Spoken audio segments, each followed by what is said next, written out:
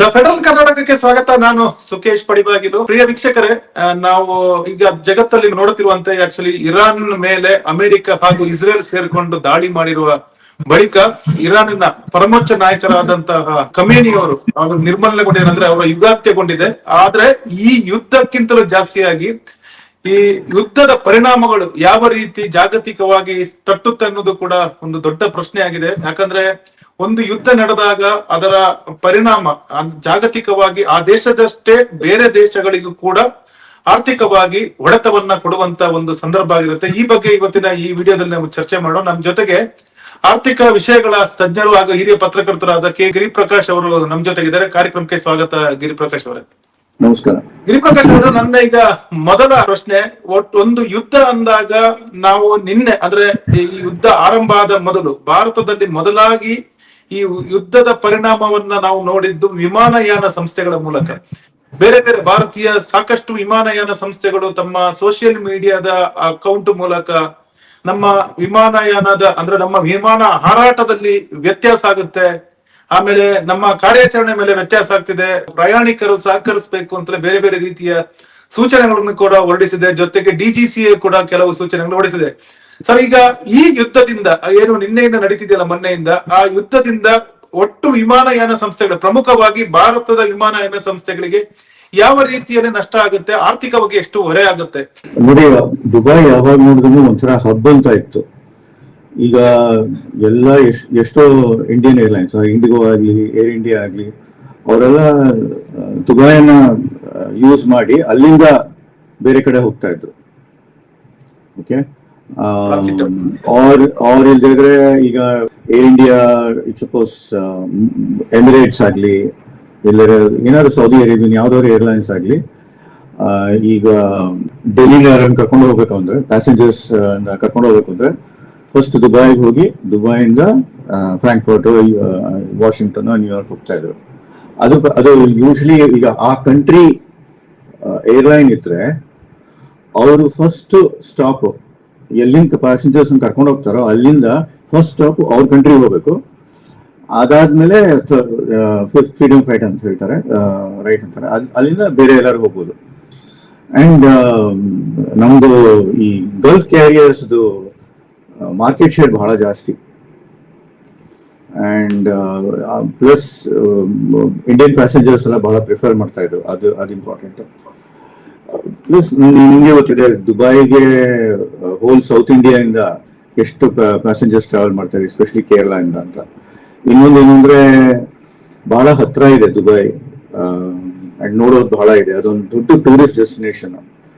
India ಆದ್ಮೇಲೆ ದುಬೈಗೆ ಜಾಸ್ತಿ ಜನ ಬರೋದು ಇಂಡಿಯಾದಿಂದ, ಯಾಕೆಂದ್ರೆ ಎಷ್ಟೋ ಎಲೆಕ್ಟ್ರಾನಿಕ್ ಐಟಮ್ಸ್ ಸಿಗುತ್ತೆ, ಆಮೇಲೆ ಏನೇನೋ ನೋಡಕ್ಕೆಲ್ಲ ಇದಿದೆ, ಬಹಳ ಚೆನ್ನಾಗಿದೆ, ಸಿ ಇದೆ. ಅದಕ್ಕೋಸ್ಕರ ಎಲ್ಲರೂ ದುಬೈ ಪ್ರಿಫರ್ ಮಾಡ್ತಾರೆ. ಫಸ್ಟ್ ಡೆಸ್ಟಿನೇಷನ್ ಅಬ್ರಾಡ್ ಹೋಗ್ಬೇಕು ಅಂದ್ರೆ ದುಬೈ ಅಷ್ಟು ಕಾಸ್ಟ್ಲಿ ಬೇರೆ ಇಲ್ಲ, ಅದೊಂದು ಫ್ಲೈಟ್ ಚಾರ್ಜಸ್. ಅಂಡ್ ಅಲ್ಲಿ ಹೋಟೆಲು ಎಲ್ಲ ಸಿಗುತ್ತೆ, ಅಲ್ಲಿ ರಿಲೇಟಿವ್ಸ್ ಇದ್ದಾರೆ, ಫ್ರೆಂಡ್ಸು ಇರ್ತಾರೆ, ಅಲ್ಲೆಲ್ಲ ಕೆಲಸ ಮಾಡ್ತಾರೆ. ಎಷ್ಟೋ ಜನ ಇಂಡಿಯನ್ಸ್ ಬಹಳ ಅಲ್ಲಿ ಕೆಲಸ ಬೇರೆ ಮಾಡ್ತಾರೆ. ಸೊ ಅದಕ್ಕೋಸ್ಕರ ಬಹಳ ಹೆವಿ ಟ್ರಾಫಿಕ್ ಇತ್ತು ಇಂಡಿಯಾದಿಂದ. ಸೊ ಅದಕ್ಕೆ it's very very important. Plus ಈಗ ನೀವು, because Dubai is a very rich country, ಟ್ರೇಡೂ ಬಹಳ ಜಾಸ್ತಿ ಇದೆ. ನೀವು ಫ್ರೂಟ್ಸ್ ಆಗಲಿ, ಇಲ್ಲದ್ರೆ ಮೆಷಿನರಿ ಆಗಲಿ, ಇಲ್ಲದ್ರೆ ಫ್ಲವರ್ಸ್ ಆಗಲಿ, ಅಲ್ಲಿ ಟ್ರಾನ್ಸ್ಪೋರ್ಟ್ ಆಗೋದು ಬಹಳ ಜಾಸ್ತಿ. ಅಂಡ್ ಅಲ್ಲಿಂದ ಬೇರೆ ಕಡೆ ಹೋಗೋದು ಇರುತ್ತೆ. ಸೊ ಅದಕ್ಕೋಸ್ಕರ ಇದು 3-4 ಥರದಿಂದ ದುಬೈ ಬಹಳ ಇಂಪಾರ್ಟೆಂಟ್ ಹಬ್ ಇಂಡಿಯಾಗೆ.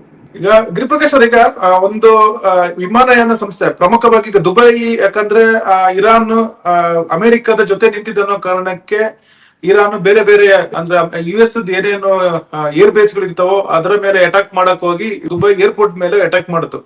ಈಗ ಅದರ ಡೈರೆಕ್ಟ್ ಇಂಪ್ಯಾಕ್ಟ್ ನಮ್ಮ ಪ್ರಮುಖವಾಗಿ ನಮ್ಮಲ್ಲಿ ಏರ್ ಇಂಡಿಯಾ, ಇಂಡಿಗೋದಂತ ದೊಡ್ಡ ದೊಡ್ಡ ಸಂಸ್ಥೆಗಳಿಗೆ ಆಗಿದೆ. ಅದರ ನಷ್ಟ ಎಷ್ಟಿರಬಹುದು, ಮತ್ತೆ ಅದನ್ನ ಈಗ ಸರಿದೂಗಿಸ ಜೊತೆಗೆ ಈಗ ವಾಯು ಮಾರ್ಗ ಕೂಡ ಇದೆ. ನಾವು ಭಾರತ ಕೆಲವು ವಾಯು ಮಾರ್ಗಗಳ ಮೂಲಕ ಪಶ್ಚಿಮ ದೇಶ ಅಂದ್ರೆ ವೆಸ್ಟರ್ನ್ ಕಂಟ್ರಿಗೆ ಕನೆಕ್ಟ್ ಮಾಡ್ತಾ ಇತ್ತು. ಆ ವಾಯುಮಾರ್ಗನು ಕೂಡ ಈಗ ಬದಲಾವಣೆ ಮಾಡುವ, ಯಾಕಂದ್ರೆ ಯುದ್ಧದ ಪರಿಸ್ಥಿತಿಯಲ್ಲಿ ನಾಗರಿಕ ವಿಮಾನಗಳನ್ನ ಅಂದ್ರೆ ಪ್ಯಾಸೆಂಜರ್ ಫ್ಲೈಟ್ ಅನ್ನ ಅಲ್ಲಿ ಹಾರ್ಸಕ್ ಸಾಧ್ಯ ಇಲ್ಲ.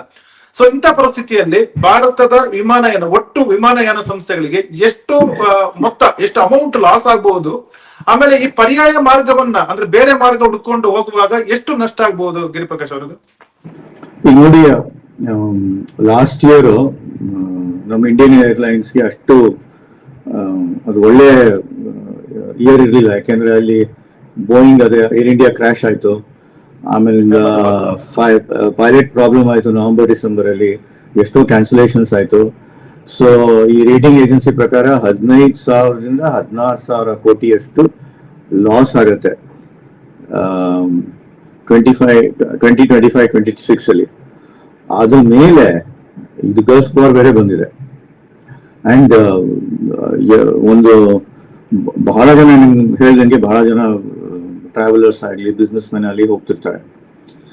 ಅಲ್ಲಿ ಗೋಲ್ಡ್ ಚೀಪ್ ಅಂತ ಹೇಳ್ಬಿಟ್ಟು ಇಂಡಿಯಾದಿಂದ ಹೋಗ್ಬಿಟ್ಟು ಅಲ್ಲಿ ಗೋಲ್ಡ್ ಅನ್ನ ಖರೀದಿ ಮಾಡ್ತಾರೆ. ಸೊ ಅದಕ್ಕೆ ಈಗ ಏನೂ ಇಲ್ಲ ಅಲ್ಲಿ. ದುಬೈ ಹೆಂಗೆ ಅಂದ್ರೆ ಎಷ್ಟೋ ಜನಗಳಿಗೆ ಒಂಥರ ಸೇಫ್ ಕಂಟ್ರಿ, ಸೇಫ್ ಸಿಟಿ ಅಂತಿತ್ತು. ಅಲ್ಲಿ ಏನೂ ಆಗಲ್ಲ, ವಿಮೆನ್ಗಾಗ್ಲಿ ಇಲ್ಲ ಹೆಣ್ಮಕ್ಳಿಗಾಗ್ಲಿ ಇಲ್ಲರೆ ಮಕ್ಕಳಿಗಾಗ್ಲಿ ಅಲ್ಲೇನೂ ತೊಂದರೆ ಇಲ್ಲ. ಯಾಕೆಂದ್ರೆ ಸ್ಟ್ರಿಕ್ಟ್ ಲಾಸ್ ಇದೆ, ಏನೂ ಹೆಚ್ಚು ಕಡಿಮೆ ಆಗಲ್ಲ. ಪ್ಲಸ್ ಅಲ್ಲಿ ಟ್ಯಾಕ್ಸಸ್ ಇಲ್ಲ. ಅದಕ್ಕೆ ಎಷ್ಟೋ ಜನ ಇಂಡಿಯಾಗೆ ಹೋಗ್ಬಿಟ್ಟು ಅಲ್ಲಿ ವಾಸ ಮಾಡಿ ಬಿಸ್ನೆಸ್ ಮಾಡ್ತಾರೆ, ಇಲ್ಲರೆ ಅಲ್ಲಿ ಎಂಪ್ಲಾಯ್ಮೆಂಟ್ ಅಲ್ಲಿ ಇದ್ದಾರೆ. ನಮ್ದು ದೊಡ್ಡ ಎಜುಕೇಶನಲ್ ಇನ್ಸ್ಟಿಟ್ಯೂಷನ್ಸ್, ಬಿಟ್ಸ್ ಪಿಲಾನಿ ಆಗಲಿ ಫಾರ್ ಎಕ್ಸಾಂಪಲ್, ಇಲ್ಲರೆ ಮಣಿಪಾಲ್ ಗ್ರೂಪ್ ಆಗಲಿ, ಅವ್ರದ್ದೆಲ್ಲರಿಗೂ ಅಲ್ಲಿಂದ ಇದಿದೆ, ಒಂದು ಬ್ರಾಂಚ್ ಇದೆ. ಅಲ್ಲಿ ಇಂಡಿಯನ್ ಸ್ಕೂಲ್ಸ್ ಇದೆ, ನಮ್ದು CBSE ಸಿಲೆಬಸ್ ಇರೋ ಇಂಡಿಯನ್ ಸ್ಕೂಲ್ಸ್ ಇದೆ. ಇಲ್ಲಿಂದಾನೇ ಟೀಚರ್ಸ್ ಅಲ್ಲಿ ಪಾಠ ಮಾಡ್ತಾರೆ. ಸೊ ಇದೆಲ್ಲ ಸೇರಿದ್ರೆ ಇಮಿಡಿಯೇಟ್ ಆಗಿ ನಾನು ಇಷ್ಟು ಲಾಸ್ ಆಗುತ್ತೆ ಅಂತ ಹೇಳಕ್ಕಾಗಲ್ಲ. ಬಟ್ ಒಂದು hundreds of crores of rupees ಒಂದ್ ದಿವಸದಲ್ಲಿ ಲಾಸ್ ಆಗಿದೆ. ಈಗ ಗಿರಿಪ್ರಕಾಶ್ ಈಗ ಮೂಲ ಪ್ರಶ್ನೆ, ಈ ಗಲ್ಫ್ ಕಂಟ್ರಿಯಲ್ಲಿ ಯುದ್ಧ ಆದಾಗ ಇಂಡಿಯಾಕ್ಕೆ ದೊಡ್ಡ ಆತಂಕ ಅಂದ್ರೆ ದೊಡ್ಡ ಆಂಗ್ಸೈಟಿ ವಿಚಾರ ಏನಂದ್ರೆ ಫ್ಯೂಯಲ್, ಲೈಕ್ ಕಚ್ಚಾ ತೈಲಗಳ ಕೊರತೆ.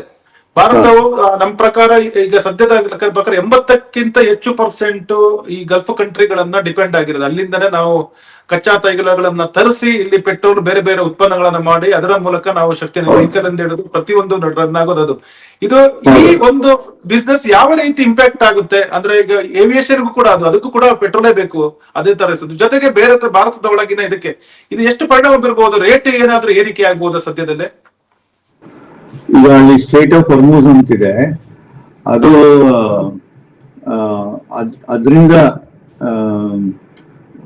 ಇದು ಒಂದು 20% ಅಷ್ಟು ಆಯಿಲ್ ಟ್ಯಾಂಕರ್ಸ್ ಇಂದ ಅದು ಅಲ್ಲಿಂದ ಪಾಸ್ ಆಗುತ್ತೆ. ಈಗ ಅದನ್ನ ಕ್ಲೋಸ್ ಡೌನ್ ಮಾಡಿದ್ದಾರೆ. ಅಂದ್ರೆ 1/5 of world's total oil consumption ಆ ಪ್ಯಾಸೇಜ್ ಮೂವ್ ಆಗುತ್ತೆ. ಸೊ ಅಂದ್ರೆ 1/5 ಈಗ ಸಡನ್ಲಿ ಕ್ಲೋಸ್ ಆಗ್ಬಿಟ್ರೆ ಏನಾಗತ್ತೆ ನೋಡಿ. ಎಷ್ಟೋ ಕಂಟ್ರೀಸು ಅದ್ರ ಮೇಲೆ ಡಿಪೆಂಡ್ ಆಗಿರೋರು ಅವ್ರಿಗೆ ಸಡನ್ ಆಗಿ ಆಯಿಲ್ ಕಡಿಮೆ ಆಗ್ಬಿಡುತ್ತೆ. ಅಂಡ್ ಈ ಇನ್ನೊಂದೇನು ಅಂದ್ರೆ ಈ ಗಲ್ಫ್ ಪ್ರೊಡ್ಯೂಸರ್ಸ್ ಇಂದ ನಮ್ಗೆ ಒಂದು 40 to 50% ಇಂಪೋರ್ಟ್ ಆ ಕಂಟ್ರಿಗಳಿಂದ, ಗಲ್ಫ್ ಕಂಟ್ರೀಸ್ಗಳಿಂದ ಆಗತ್ತೆ. ಅಂಡ್ ಆ ಕಂಟ್ರೀಸು ಆಯಿಲ್ ಅನ್ನ ಟ್ರಾನ್ಸ್ಪೋರ್ಟ್ ಮಾಡೋದು ಈ ಸ್ಟ್ರೇಟ್ ಆಫ್ ಹೊರ್ಮೂಸ್ ಇದೆಯಲ್ಲ ಅಲ್ಲಿಂದ ಮಾಡ್ತಾರೆ. ಓಕೆ, ಅಂದ್ರೆ ಒಂದು ಒಂಥರ ನಮ್ದು ಟೋಟಲ್ ಕನ್ಸಂಪ್ಷನ್ ಈಗ ಸಪೋಸ್ ಈಗ ಏನಂತೀರಾ,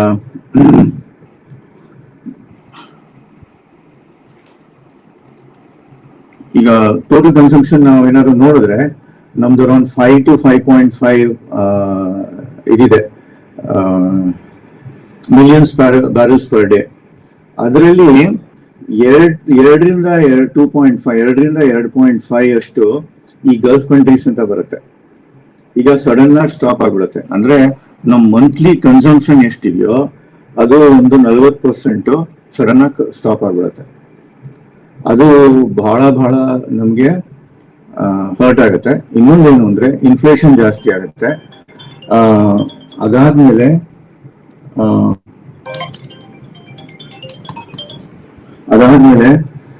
ಇನ್ನೊಂದು ಇಂಪಾರ್ಟೆಂಟ್ ಏನು ಅಂದ್ರೆ ಈ ಏವಿಯೇಷನ್ ಟರ್ಬೈನ್ ಫ್ಯೂಲ್ ಇದೆಯಲ್ಲ, ಏರ್ಲೈನ್ಸ್ ಹಾಕ್ತೀವಲ್ಲ, ಅದು ಅದನ್ನ ಪ್ರೈಸಸ್ ಜಾಸ್ತಿ ಆಗುತ್ತೆ. ಈಗ ಒಂಥರ ರಿಪಲ್ ಎಫೆಕ್ಟ್ ಅಂತ ಹೇಳ್ತೀವಿ. ಈಗ ಆಯಿಲ್ ನಮ್ಗೆ ಕಡಿಮೆ ಸಿಕ್ಕಿದ್ರೆ ನಮ್ದು ವೆಜಿಟೇಬಲ್ ಪ್ರೈಸಸ್ ಆಗ್ಲಿ, ಫ್ರೂಟ್ಸ್ ಪ್ರೈಸಸ್ ಆಗ್ಲಿ, ಇಲ್ಲದ್ರೆ ನಾವು ದಿವಸ ಕನ್ಸಂಪ್ಷನ್ ಏನ್ ಮಾಡ್ತೀರಾ ಊಟದ ಪ್ರೈಸಸ್ ಆಗ್ಲಿ, ಯಾವ್ದೋ ಪದಾರ್ಥಗಳಾಗ್ಲಿ, ಅದೆಲ್ಲ ಬಹಳ ಫಾಸ್ಟ್ ಆಗಿ ಅದು ಇನ್ಕ್ರೀಸ್ ಆಗುತ್ತೆ, ಅದನ್ನ ಪ್ರೈಸಸ್ ಇನ್ಕ್ರೀಸ್ ಆಗುತ್ತೆ. ಸೊ ಸಡನ್ಲಿ ಇನ್ಫ್ಲೇಷನ್ ಜಾಸ್ತಿ ಆಗುತ್ತೆ ಅಂಡ್ ಎಲ್ಲ ಕಡೆಯಿಂದನೂ ನಮ್ಗೆ ಬಹಳ ಹರ್ಟ್ ಆಗುತ್ತೆ. ಈಗ ತಾನೇ ಹಿಂದಿನ ವರ್ಷ ಅವರು US ಟ್ಯಾರಿಫ್ ಹಾಕಿದ್ರು, ಈಗೇನೋ ಕಡಿಮೆ ಹಾಕಿದ್ದಾರೆ. ಅದರಿಂದ ಹೊರಗಡೆ ಬರೋದೇ ಕಷ್ಟ ಆಗ್ತಾ ಇದೆ, ಪ್ಲಸ್ ಇದು ಬೇರೆ. ಸೊ ಏನ್ ಮಾಡಿದ್ರು ಈ ಗಲ್ಫ್ ಕ್ರೈಸಿಸ್ ನಮ್ಗೆ ಬಹಳ ಇಂಪ್ಯಾಕ್ಟ್ ಆಗುತ್ತೆ. ಪ್ಲಸ್ ನಮ್ ಡೆಟ್, ಆಲ್ ಇಂಡಿಯಾ ಡೆಟ್ ಬಹಳ ಜಾಸ್ತಿ ಹೋಗ್ತಾ ಇದೆ, ಒಂದು 50-60% ಇದೆ. ಅದೊಂದು ಬೇರೆ ಸರ್ವಿಸ್ ಮಾಡಬೇಕು, ಅದು ಬಹಳ ಜಾಸ್ತಿ ಆಗ್ತಾ ಇದೆ. ರುಪಿ ವ್ಯಾಲ್ಯೂ ಕಡಿಮೆ ಆಗುತ್ತೆ. ಈಗಲೇ 90-92 ಇದೆ, ಅದು ಇನ್ನೂ ಕಡಿಮೆ ಆಗಿ ಒಂದು 94-95 ಬೇರೆ ಹೋಗ್ಬೋದು. ಸೊ ಅದೊಂದು ಇಂಪ್ಯಾಕ್ಟ್ ಇದೆ ಇದರಿಂದ. ಓಕೆ, ಈಗ ಗಿರಿಪ್ರಕಾಶ್ ಅವರ ಮುಂದಿನ ಪ್ರಶ್ನೆ, ಈಗ ನೀವು ಆಲ್ರೆಡಿ ಒಂದು ಮಾತಾಡುವಾಗ ಹೇಳಿದ್ರೆ ಇನ್ಫ್ಲೇಷನ್ ಬಗ್ಗೆ ಹೇಳಿದ್ರೆ, ಇದು ಈ ಯುದ್ಧದಿಂದ ನೇರವಾಗಿ ಪರಿಣಾಮ ಆಗದಿದ್ರು ತೈಲ ಮತ್ತು ಬೇರೆ ಅಂದ್ರೆ ಇಂಪೋರ್ಟ್ ಈ ವಿಚಾರಕ್ಕೆ ಬಂದಾಗ ಭಾರತಕ್ಕೆ ನೀವು ಹೇಳಿದಕ್ಕೆ ತುಂಬಾ ಡೆಟ್ ಮತ್ತಷ್ಟು ಸಾಲ ಜಾಸ್ತಿ ಆಗ್ಬಹುದು ಅಂತ ಆದ್ರೆ, ಈಗ ಇವರ ಈಗಿನ ಬಜೆಟ್ ಮತ್ತು ಹಿಂದಿನ RBI ಮತ್ತು ನಮ್ಮ ವಿತ್ತ ಸಚಿವರ ಲೆಕ್ಕ ನೋಡಿದ್ರೆ ನಮ್ಮ ಒಟ್ಟು ಅಂದ್ರೆ ಇಂಟ್ರೆಸ್ಟ್ ರೇಟ್ ಅನ್ನು ಇಳಿಸುವ ಮೂಲಕ ಜನರ ಕೈಯಲ್ಲಿ ದುಡ್ಡು ಹೆಚ್ಚು ಓಡಿಸಿ ಇನ್ವೆಸ್ಟ್ಮೆಂಟ್ ಗೆ ಅಂದ್ರೆ ಅದರ ಸುಧಾರಣೆ ತರಲಿಕ್ಕೆ ಒಂದು ಪ್ರಯತ್ನಗಳಿದ್ದು, ಈ ಒಂದು ಗಲ್ಫ್ ಕಂಟ್ರಿ ಸಡನ್ ಏಕಾಏಕಿ ಬಂದಿರುವಂತಹ ಈ ಯುದ್ಧದಿಂದಾಗಿ ಭಾರತಕ್ಕೆ ಈ ವಿಚಾರದಲ್ಲಿ ಎಷ್ಟು ಇಂಪ್ಯಾಕ್ಟ್, ಇನ್ಫ್ಲೇಷನ್ ಯಾವ ಮಟ್ಟಿಗೆ ಏರಿಕೆ ಆಗ್ಬಹುದು? ಆಮೇಲೆ ನೀವು ಹೇಳಿದ್ದು ಹಣಕಾಸಿನ ವ್ಯವಸ್ಥೆಯಲ್ಲಿ ಸುಧಾರಣೆ ಮಾಡ್ಲಿಕ್ಕೆ ಅಂತ ಹೊರಟಿದ್ರು, ಅಂದ್ರೆ ಪ್ರಮುಖವಾಗಿ RBI ಬಡ್ಡಿ ದರವನ್ನು ಇಳಿಸುತ್ತ ಅನ್ನೋ ನಿರೀಕ್ಷೆ ಕೂಡ ಇತ್ತು ಭಾರತೀಯರಿಗೆ. ಈ ಗಲ್ಫ್ ಕಂಟ್ರಿ ಈ ಯುದ್ಧ ಯಾವ ರೀತಿ ಪರಿಣಾಮ ಬೀರಬಹುದು ಅಂತ? ಇದು ಮೊದ್ಲೇನಾಗ್ತಿತ್ತು ಅಂದ್ರೆ, ಯೂಶಲಿ ಆಯಿಲ್ ಪ್ರೈಸಸ್ ಕಡಿಮೆ ಆದಾಗ ಇವರು ಅದ್ರ ಮೇಲೆ ಟ್ಯಾಕ್ಸಸ್ ಜಾಸ್ತಿ ಹಾಕ್ತಾ ಇದ್ರು. ಅಂಡ್ ಒಂದ್ 30,000 60,000 ಕೋಟಿಯಷ್ಟು ಅವ್ರಿಗೆ ದುಡ್ಡು ಬರ್ತಾ ಇತ್ತು. ಆದ್ರೆ ಆಯಿಲ್ ಪ್ರೈಸಸ್ ಜಾಸ್ತಿ ಆದಾಗ ಅವರು ಟ್ಯಾಕ್ಸಸ್ ಕಡಿಮೆ ಹಾಕ್ತಾ ಇದ್ರು. ಸೊ ಒಂಥರ ಅದರಿಂದ ಅಂದ್ರೆ ಎಲ್ಲ ಜನಗಳಿಗೆ ಅಷ್ಟು ಕಾಸ್ಟ್ ಜಾಸ್ತಿ ಆಗ್ಬಾರ್ದು ಅಂತ. ಸೊ ಈಗ ನೀವು ತಗೊಳ್ಳಿ, ನೋಡಿ, ಈಗ ಆಯಿಲ್ ಪ್ರೈಸಸ್ ಕಡಿಮೆ ಆದಾಗ ಟ್ಯಾಕ್ಸಸ್ ಜಾಸ್ತಿ ಆಗ್ತಾ ಇದ್ರು ಅಂಡ್ ಅವ್ರಿಗೆ ಒಂದು 30,000 60,000 ಕೋಟಿಯಷ್ಟು ಲಾಭ ಬರ್ತಾ ಇತ್ತು. ಈಗ ಆಯಿಲ್ ಪ್ರೈಸಸ್ $70-80 ಇದೆ ಪರ್ ಬ್ಯಾರೆಲ್. ಅದು $100 ಕ್ರಾಸ್ ಆಗೇ ಆಗುತ್ತೆ. ಈ $100 ಕ್ರಾಸ್ ಆದಾಗ ನೀವು ಏನ್ ಮಾಡ್ತೀರಾ? ನೀವು ಟ್ಯಾಕ್ಸಸ್ ಕಡಿಮೆ ಹಾಕ್ತೀರಾ. ನೀವು ಟ್ಯಾಕ್ಸಸ್ ಕಡಿಮೆ ಹಾಕಿದ್ರೆ ಗವರ್ಮೆಂಟ್ ಆಫ್ ಇಂಡಿಯಾಗೆ ಇದು ಕಡಿಮೆ ದುಡ್ಡು ಬರುತ್ತೆ. ಕಡಿಮೆ ದುಡ್ಡು ಬಂದಾಗ ಏನಾಗುತ್ತೆ ಅವ್ರಿಗೆ? ಆಗ ನೀವು ನಿಮ್ ಇಷ್ಟು ಡೆಟ್ ಇತ್ತಲ್ಲ, ಆ ಡೆಟ್ ಅನ್ನು ಕಡಿಮೆ ಮಾಡೋಕೆ ನೀವು ಅದು ಮಾಡಕ್ಕಾಗಲ್ಲ. ಸೊ ನಾವು ಆಯಿಲ್ ಬಿಕಾಸ್ ಇಂಪೋರ್ಟ್ ಮಾಡ್ತೀವಲ್ಲ, ನಾವು ನಮ್ಮ ಫಾರಿನ್ ಎಕ್ಸ್ಚೇಂಜ್ ರಿಸರ್ವ್ಸ್ಗೆ ಅದನ್ನ ಡಾಲರ್ಸ್ ಎಲ್ಲ ಖರೀದಿ ಮಾಡ್ತೀವಿ ಆಯಿಲ್ ಅನ್ನ. ಸೊ ಫಾರಿನ್ ಎಕ್ಸ್ಚೇಂಜ್ ರಿಸರ್ವ್ಸ್ ಎಷ್ಟಿದೆಯೋ ಅದು ಕಡಿಮೆ ಆಗುತ್ತೆ. ಫಾರಿನ್ ಎಕ್ಸ್ಚೇಂಜ್ ರಿಸರ್ವ್ಸ್ ಕಡಿಮೆ ಆದರೆ ಇದು ರುಪಿ ವ್ಯಾಲ್ಯೂ ಬೀಳುತ್ತೆ. ಈಗ 91 ಇರೋದು 93-94 ಹೋಗುತ್ತೆ. ಈಗ ನೀವು 93-94 ಹೋದ್ರೆ ನಿಮ್ಗೆ ಟ್ರೇಡ್, ಈಗ ನಾವು ಎಷ್ಟೋ ದೊಡ್ಡ ಪದಾರ್ಥಗಳನ್ನ ಬಹಳ ಇಂಪೋರ್ಟ್ ಮಾಡ್ತೀವಿ. ಅದು ಇಂಪೋರ್ಟ್ ಮಾಡಿದಾಗ ನಾವು ಡಾಲರ್ಸ್ ಕೊಡ್ತೀವಿ. ಸೊ ಅಂದ್ರೆ ಏನರ್ಥ? ನಾವು ಜಾಸ್ತಿ ರುಪಿನ ಇಂದ ನಾವು ಡಾಲರ್ಸ್ ಕೊಂಡ್ಕೊಳ್ಬೇಕಾಗತ್ತಾಗ. ಓಕೆ, ಸೊ ಈ ಟ್ರೇಡರ್ಸ್ಗೆ, ಬಿಸ್ನೆಸ್ ಮೆನ್ಗೆ, ಅವ್ರಿಗೆ ಇಂಪ್ಯಾಕ್ಟ್ ಆಗುತ್ತೆ. ಸೊ ಅದರಿಂದ ಏನಾಗುತ್ತೆ, ನಾವು ಜಾಸ್ತಿ ದುಡ್ಡು ಕೊಟ್ಟು ಎಷ್ಟೋ ಪ್ರಾಡಕ್ಟ್ಸ್ ಇಂಪೋರ್ಟ್ ಮಾಡಬೇಕು. ಹಂಗಿದ್ರೆ ಅದನ್ನ ನಾವು ಅವರು ಬಿಸ್ನೆಸ್ ಮೆನ್ ಆಗ್ಲಿ ಬೇರೆ ಟ್ರೇಡರ್ಸ್ ಆಗ್ಲಿ ಅದನ್ನ ಹೆಂಗೆ ಅವರು ಬ್ಯಾಲೆನ್ಸ್ ಮಾಡ್ತಾರೆ ಅಂದ್ರೆ, ಅವರು ಕನ್ಸ್ಯೂಮರ್ಸ್ ಮೇಲೆ ಜಾಸ್ತಿ ದುಡ್ಡು ಹಾಕ್ತಾರೆ. ಸೊ ಕನ್ಸ್ಯೂಮರ್ಸ್ ಮೇಲೆ ಜಾಸ್ತಿ ದುಡ್ಡು ಹಾಕಿದ್ರೆ ಇನ್ಫ್ಲೇಷನ್ ಟ್ರಿಗರ್ ಆಗುತ್ತೆ. ಸೊ ಯಾವ್ದು ವ್ಯಾಲ್ಯೂ ಒಂದು 5 ರೂಪಾಯಿ ಇರುತ್ತೋ ಒಂದು 7 ರೂಪಾಯಿ ಕೊಡ್ಬೇಕಾಗತ್ತೆ. ಅದರಿಂದ ಏನಾಗುತ್ತೆ, ಫಾರ್ ಕಾಮನ್ ಮ್ಯಾನ್ ಅವನ್ಗೆ ಏನ್ ಸೇವಿಂಗ್ಸ್ ಮಾಡ್ಬೇಕಾಗಿತ್ತೋ ಅದು ಇನ್ನೂ ಕಡಿಮೆ ಆಗುತ್ತೆ ಅವ್ನ ಸೇವಿಂಗ್ಸ್. ಮೊದಲೇ ರಿಯಲ್ ಎಸ್ಟೇಟ್ ಪ್ರೈಸಸ್ ಬಹಳ ಜಾಸ್ತಿ ಆಗಿದೆ. ಅದ್ರ ಮೇಲೆ ನಿಮ್ಗೆ ಗೊತ್ತು, IT ಜಾಬ್ಸ್ ಬಹಳ ಕಡಿಮೆ ಆಗಿದೆ. ಎಷ್ಟೋ TCS ಆಗ್ಲಿ ಬೇರೆ ಯಾರು ಅವ್ರು ಎಷ್ಟೋ ಜನನ್ನ ಸ್ಯಾಕ್ ಮಾಡ್ತಾ ಇದ್ದಾರೆ. ಎಷ್ಟೋ ಜನಕ್ಕೆ ಲೇ ಆಫ್ ಆಗ್ತಾ ಇದೆ. ಎಷ್ಟೋ ಜನ ಕೆಲ್ಸಗಳಿಲ್ಲ. ಓಕೆ, ಅಂಡ್ ಈ ಹೊಸ ರೋಡ್ಗಳು, ಮೆಟ್ರೋ ಇದೆಲ್ಲ ಬರೋದ್ರಿಂದ ರೋಡ್ ಟ್ಯಾಕ್ಸ್ ಆಗ್ಲಿ ಬೇರೆ ಬೇರೆ ಟ್ಯಾಕ್ಸಸ್ ಆಗ್ಲಿ ಅದು ಜಾಸ್ತಿ ಆಗ್ತಾ ಇದೆ. ಇದೆಲ್ಲ ನೀವು ಸಿನಾರಿಯೋ ಒಟ್ಟಿಗೆ ನೋಡಿದ್ರೆ ಇನ್ನೊಂದು 6 ತಿಂಗಳಿಂದ 9 ತಿಂಗಳು ಬಹಳ ಕಷ್ಟ ಇಂಡಿಯಾಗೆ. ಗಿರಿಪ್ರಕಾಶ್ ಅವ್ರ, ಈಗ ಮೂಲ ಪ್ರಶ್ನೆ ಒಂದು ಬರೋದು, ಯಾವತ್ತು ಪ್ರತಿ ಸಲ ಎಲ್ಲೇ ಯುದ್ಧ ಆಗ್ಲಿ ಅದು ಗಲ್ಫ್ ಕಂಟ್ರಿ ಅನ್ನೋದು ಈಗ ನಮಗೆ ಹೆಚ್ಚಿನ ಪ್ರಾಮುಖ್ಯತೆ ಪಡೀತದೆ. ಮೊದಲು ಯಾವ್ದು ಯುಕ್ರೇನ್ ರಷ್ಯಾ ಆದಾಗಲೂ ನಮ್ಗೆ ಅದರ ಪರಿಣಾಮ ಬೀರಿತು. ಪ್ರಮುಖವಾಗಿ ಷೇರು ಮಾರುಕಟ್ಟೆ, ಇಂಡಿಯನ್ ಸ್ಟಾಕ್ ಎಕ್ಸ್ಚೇಂಜ್. ಈಗ ಗಲ್ಫ್ ಕಂಟ್ರಿಯಲ್ಲಿ ಆಗಿರೋದ್ರಿಂದ ಅದರ ನೇರ ಪರಿಣಾಮ ಆಲ್ರೆಡಿ ಪೆಟ್ರೋಲ್, ಬೇರೆ ಬೇರೆ ಏವಿಯೇಷನ್ ಬೇರೆ ಬೇರೆ ರೀತಿಯಲ್ಲಿ ತರ್ತಾ ಇದೆ. ಅದರ ಜೊತೆಗೆ ಭಾರತೀಯ ಷೇರು ಮಾರುಕಟ್ಟೆ BSE ಆಗ್ಲಿ NSE ಆಗ್ಲಿ ಯಾವ ರೀತಿಯ ಪರಿಣಾಮವನ್ನು ಎದುರಿಸಬಹುದು? ಇವತ್ತಿಗೆ ಭಾನುವಾರ ಇದೆ, ನಿನ್ನೆ ಶನಿವಾರ ಇದೆ, ನಾಳೆಯಿಂದ ಅದರ ಪರಿಣಾಮ ಜೋರಾಗಿ ಗೊತ್ತಾಗಬಹುದು. ಯಾವ ರೀತಿ ನಿರೀಕ್ಷೆ ಮಾಡಬಹುದು? ಸ್ಟಾಕ್ ಮಾರ್ಕೆಟ್, ನಾಳೆ ಶೇರ್ ಮಾರ್ಕೆಟ್ ಬಹಳ ವೊಲಟೈಲ್ ಇರುತ್ತೆ. ಅಂಡ್ ಒಂದು ಇಂಪಾರ್ಟೆಂಟ್, ನಮ್ದು stock market index sensitive index ಅಂತಾರೆ ಅದಕ್ಕೆ. ಅಂದ್ರೆ ಎಲ್ಲಿ ಏನಾದ್ರೂ ಅದು ಅದ್ರ ಮೇಲೆ ಇಂಪ್ಯಾಕ್ಟ್ ಬೀಳುತ್ತೆ. ಈಗ ದೊಡ್ಡ ಪೊಲಿಟಿಕಲ್ ಲೀಡರ್ ಒಬ್ಬ ಹೋಗ್ಬಿಟ್ಟ ಅಂತ ತಿಳ್ಕೊಳ್ಳಿ, ಸ್ಟಾಕ್ ಮಾರ್ಕೆಟ್ ಅಲ್ಲಿ ಇಂಪ್ಯಾಕ್ಟ್ ಆಗುತ್ತೆ. ದೊಡ್ಡ ಬಿಸ್ನೆಸ್ ಮ್ಯಾನ್ ಹೋಗ್ಬಿಟ್ಟ ಅಂತ ತಿಳ್ಕೊಳ್ಳಿ, ಸ್ಟಾಕ್ ಮಾರ್ಕೆಟ್ ಇಂಪ್ಯಾಕ್ಟ್ ಆಗುತ್ತೆ. ಇಲ್ಲದೆ ಒಂದು ದೊಡ್ಡ ಏರ್ ಕ್ರಾಶ್ ಆಯ್ತು, ಸ್ಟಾಕ್ ಮಾರ್ಕೆಟ್ ಇಂಪ್ಯಾಕ್ಟ್ ಆಗುತ್ತೆ. ಇದೆ ಚೆನ್ನಾಗಿ ಮಾನ್ಸೂನ್ ಚೆನ್ನಾಗಿ ಬಂತು, ಎಲ್ಲ ಚೆನ್ನಾಗಿದೆ ಅಂದ್ರೂ ಸ್ಟಾಕ್ ಮಾರ್ಕೆಟ್ ಇಂಪ್ಯಾಕ್ಟ್ ಆಗುತ್ತೆ. ಈ ಗಲ್ಫ್ ವಾರ್ ಅಲ್ಲಿ ಏನ ನಡೀತಿದೆಯೋ ಅದು ಇಂಪ್ಯಾಕ್ಟ್ ಆಗೇ ಆಗುತ್ತೆ. ಈಗ ಇತ್ತೀಚಿನ ದಿನಗಳಲ್ಲಿ ಕಳೆದ ಲಾಸ್ಟ್ 1 ವೀಕ್ ಒಂದ್ 2-3 ಮಂತ್ಸ್ ಇಂದ ಬಹಳ ಸದ್ದು ಮಾಡ್ತಾ ಇರೋದು ಚಿನ್ನ ಬೆಳ್ಳಿ ರೇಟ್. ಅದು ಕೂಡ ಇದೆ ಸ್ಟಾಕ್ ಮಾರ್ಕೆಟ್ ರಿಲೇಟೆಡ್, ಹೂಡಿಕೆ ಅದರ ಇನ್ವೆಸ್ಟ್ಮೆಂಟ್ ರಿಲೇಟೆಡ್ ಬರುತ್ತೆ. ನೀವು ಆಗಲೂ ನಂಗೆ ಹೇಳಿದ್ರೆ ದುಬೈನಂತ ಕಂಟ್ರಿಗಳಿಗೆ ಹೋಗಿ ಚಿನ್ನ ಖರೀದಿ ಮಾಡ್ಕೊಂಡು ವಿದೌಟ್ ಬರ್ತಿದ್ರು ಅಂತ. ಆದ್ರೂ ಭಾರತೀಯ ಮಾರುಕಟ್ಟೆ ಎಲ್ರಿಗೂ ಅದು ಸಾಧ್ಯ ಇರ್ಲಿಲ್ಲ ಅಲ್ಲಿಗೆ ಹೋಗುವಂತದ್ದು. ಕೆಲವರು ಅಷ್ಟೇ ಹೋಗ್ತಿದ್ರು, ಉಳಿದವರು ಭಾರತೀಯ ಮಾರುಕಟ್ಟೆಯನ್ನ ನೆಚ್ಕೊಳ್ತಿದ್ರು. ಇಲ್ಲಿನ ಬೆಲೆ ಏರಿಕೆ ನಡುವೆ ಖರೀದಿ ಮಾಡ್ತಾ ಇದ್ರು. ಈಗ ನಡೀತಿರುವಂತ ಈ ಗಲ್ಫ್ ಕಂಟ್ರೀಸ್ ಅಲ್ಲಿ ನಡೆಯುತ್ತಿರುವಂತ ಈ ಒಂದು ಯುದ್ಧದ ಭೀತಿಯಲ್ಲಿ ಯಾವ ರೀತಿ ನಮ್ಮ ಚಿನ್ನ ಬೆಳ್ಳಿ ಖರೀದಿ ಮಾಡೋರಿಗೆ ಮತ್ತು ಹೂಡಿಕೆ ಮಾಡುವವರಿಗೆ ಒಂದು ಸಂಕಷ್ಟ ಬರಬಹುದು? ಅದು ಇಂಪ್ಯಾಕ್ಟ್ ಆಗೇ ಆಗುತ್ತೆ, ನೋ ಡೌಟ್ ಅಬೌಟ್ ಇಟ್. ಯಾಕೆಂದ್ರೆ ಆಯಿಲ್ ಪ್ರೈಸಸ್ ಜಾಸ್ತಿ ಆಗ್ತಾ ಇದ್ರೆ ಇದು ಚಿನ್ನ ಮತ್ತೆ ಬೆಳ್ಳಿಗೆ ಪ್ರೈಸಸ್ ಬಹಳ ಇಂಪ್ಯಾಕ್ಟ್ ಆಗೇ ಆಗುತ್ತೆ. ಅದಂತೂ ಕಟ್ಟಿಟ್ಟಿದ್ದೆ. ಅದು ಮೊದಲು ಒಂದು 2 ವಾರದ ಹಿಂದೆ ಆಕ್ಚುಲಿ ಸ್ವಲ್ಪ ಕಡಿಮೆ ಆಗಿತ್ತು ಬೆಳ್ಳಿ ಪ್ರೈಸಸ್, ಬಟ್ ಈಗ ಇನ್ನೂ ಜಾಸ್ತಿ ಆಗುತ್ತೆ. ಹೋಲ್ ವರ್ಲ್ಡ್ ಅಲ್ಲಿ ಆಯಿಲ್ ಎಲ್ಲ ಸೆಕ್ಟರ್ಸ್ಗೂ ಇಂಪ್ಯಾಕ್ಟ್ ಆಗುತ್ತೆ. ಅಂಡ್ ಆಯಿಲ್ ವರ್ಲ್ಡ್ ಅಲ್ಲಿ ಕಡಿಮೆ ಇದೆ, ಸ್ವಲ್ಪ ಕಡಿಮೆನೇ ಇದೆ ನೋಡಿ. ಗೋಲ್ಡ್ ಕಡಿಮೆ ಇದೆ, ಆಯಿಲ್ ಕಡಿಮೆ ಇದೆ, ಅದ್ರ ಮೇಲೆ ರೆಗ್ಯುಲೇಷನ್ಸ್ ಇದೆ. ಇಷ್ಟೇ ಆಯಿಲ್ ನೀವು ತೆಗಿಬಹುದು ಅಂತ ಒಂದು ಕಂಡೀಷನ್ ಹಾಕಿರ್ತಾರೆ, ಇಷ್ಟೇ ಗೋಲ್ಡ್ ನೀವು ಮೈನ್ ಮಾಡೋದು ಅಂತ ಇರುತ್ತೆ. ಅದಕ್ಕೋಸ್ಕರ ಯಾವ ಪದಾರ್ಥ ಕಡಿಮೆ ಇರುತ್ತೋ ಅದ್ರಿಂದ ಪ್ರೈಸಸ್ ಜಾಸ್ತಿ ಆಗೇ ಆಗುತ್ತೆ. ಆದ್ರೆ ಆಯಿಲ್ ಇಂದ ಟ್ರೇಡ್ ಅಂಡ್ ಕಾಮರ್ಸ್ ಎಲ್ಲದಕ್ಕೂ ಇಂಪ್ಯಾಕ್ಟ್ ಆಗುತ್ತೆ. ನಮ್ ವೆಹಿಕಲ್ಸ್, ಟ್ರಾನ್ಸ್ಪೋರ್ಟೇಷನ್ ಏನಾರು ಆಗ್ಲಿ ಅದು ಆಯಿಲ್ ಬೇಕೇ ಬೇಕು. ಆಯಿಲ್ ಮೂವ್ಸ್ ದ ವರ್ಲ್ಡ್ ಅಂತ ಹೇಳ್ತಾರಲ್ಲ. ಸೊ ಅದರಿಂದ ಯಾವ್ದು ಎಫೆಕ್ಟ್ ಆಗುತ್ತೋ ಅದರಿಂದ ಗೋಲ್ಡ್ ಮತ್ತೆ ಸಿಲ್ವರ್ ಪ್ರೈಸಸ್ ಜಾಸ್ತಿ ಆಗುತ್ತೆ. ಗಿರಿಪ್ರಕಾಶ್ ಅವ್ರ, ಈಗ ನಂದು ಓವರ್ ಆಲ್ ಕೊನೆಯ ಪ್ರಶ್ನೆ ಏನಾದ್ರೂ ಈ ಚರ್ಚೆಯದ್ದು, ಈಗ ಭಾರತದ್ದು ನಾವು ವಿಚಾರವನ್ನು ಈಗ ಸಾಕಷ್ಟು ಮಾತಾಡಿದೀವಿ.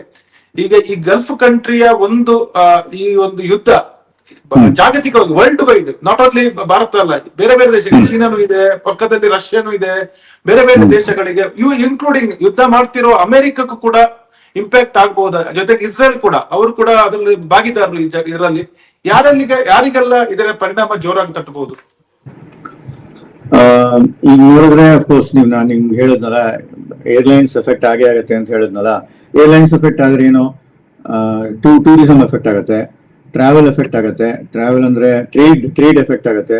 ಒಂದ್ ಕಡೆಯಿಂದ ಇನ್ನೊಂದ್ ಕಡೆ ಲಾಜಿಸ್ಟಿಕ್ಸ್, ಗುಡ್ಸ್, ಪ್ರಾಡಕ್ಟ್ಸ್, ಅದನ್ನ ಒಂದ್ ಕಡೆಯಿಂದ ಇನ್ನೊಂದ್ ಕಡೆ ಅದನ್ನ ಟ್ರಾನ್ಸ್ಪೋರ್ಟ್ ಮಾಡಿದ್ರೆ ಅದು ಜಾಸ್ತಿ ಆಗುತ್ತೆ. ಅಂದ್ರೆ ಇಂಟರ್ನ್ಯಾಷನಲ್ ಫೇರ್ಸ್ ಜಾಸ್ತಿ ಆಗುತ್ತೆ. ಬಿಕಾಸ್ ನೀವು ಗಲ್ಫ್ ಕಂಟ್ರಿ, ಆ ಹೋಲ್ ಮಿಡ್ಲ್ ಈಸ್ಟ್ ಅನ್ನ ಬಿಟ್ಟು ಬೇರೆ ಕಂಟ್ರಿಯಿಂದ ನಿಮ್ಮ ಫ್ಲೈಟ್ ರೂಟ್ ಮಾಡಬೇಕು, ಯುರೋಪಿಯನ್ ಯೂನಿಯನ್ ಇಂದ ಮಾಡಬೇಕು. ನಿಮ್ಗೆ ಈಗ ಸಪೋಸ್ ಒಂದು 5 hours ಅಲ್ಲಿ ನೀವು ಯಾವುದೋ ಒಂದು ಕಂಟ್ರಿಗೆ ಸರೋದಿದ್ರೆ ನೀವೇನಾಗುತ್ತೆ, ನಿಮ್ಗೀಗ ನೀವು 7 ಗಂಟೆ ತಗೊಳ್ತೀರಾ. ಅದು ಸ್ವಲ್ಪ ಅದರಿಂದ ಜಾಸ್ತಿ ಫ್ಯೂಲ್ ಜಾಸ್ತಿ ಆಗುತ್ತೆ.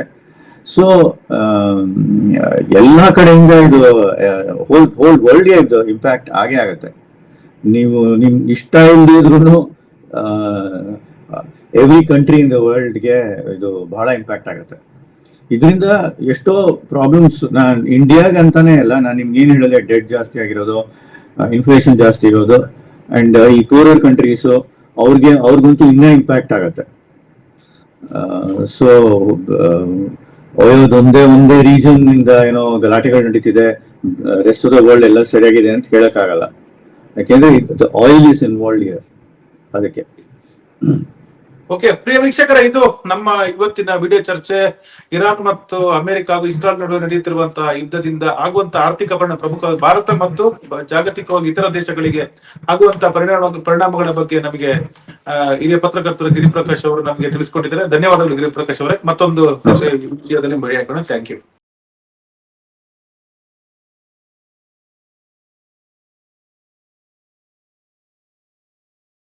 ಹೆಚ್ಚಿನ ಸುದ್ದಿ ಅಪ್ಡೇಟ್ಗೆ ಈಗಲೇ the federal Karnataka YouTube page ಅನ್ನು ಸಬ್ಸ್ಕ್ರೈಬ್ ಮಾಡಿ.